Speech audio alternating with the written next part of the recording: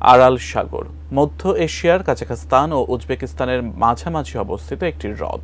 তবে বিশাল আয়তনের জলরাশির কারণে আরাল হ্রদকে তুলনা করা হয় সাগরের সাথে। জলবায়ু পরিবর্তন ও প্রকৃতির ওপর মানুষের নির্মম আচরণ বিশাল এই জলরাশিকে পরিণত করেছে মরুভূমিতে। আরও জানব রায়হান মুন্সির প্রতিবেদন থেকে।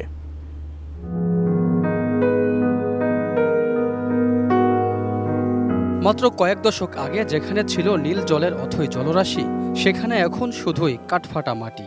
যত দূর চোখ যায় ধু ধু মরুভূমি। এ যেন ভুতুড়ে এক কাণ্ড। বালিতে আটকে থাকা মরচে পড়া জাহাজগুলো একসময়ের বিস্তীর্ণ জলরাশিতে প্রাণ প্রাচুর্যের সাক্ষ্য বয়ে চলেছে। ব্রেকফাস্ট, টিফিন কিংবা স্ন্যাক টাইমে মজাদার আয়োজন মানে অল টাইম ব্রেড।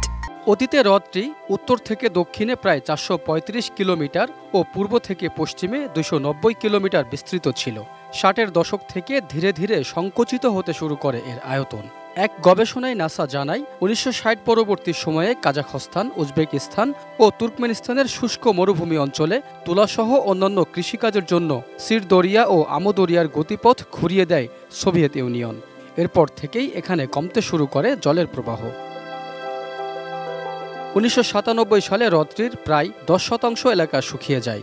এর মাত্র 13 বছরের মধ্যে বিলুপ্ত হয়ে যায় প্রায় গোটা হ্রদটাই। অঞ্চলটি এখন আরালকো মরুভূমি নামে পরিচিত। একসময় রাশিয়া ও কাজাখস্তানের মধ্যে যোগাযোগের প্রধান মাধ্যম ছিল এই জলপথ। হঠাৎ করে বিশাল এই জলরাশি শুকিয়ে যাওয়ায় এলাকাটির বাস্তুতন্ত্রে পড়েছে বিশাল প্রভাব। পানি কমে যাওয়ায় অঞ্চলটিতে বেড়েছে লবণাক্ততা।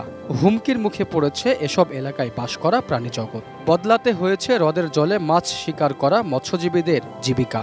এভাবে চোখের সামনে বিশাল এই জলরাশি অদৃশ্য হয়ে যাওয়া 21 শতকের সবচেয়ে বড় প্রাকৃতিক বিপর্যয় বলে মত বিশেষজ্ঞদের।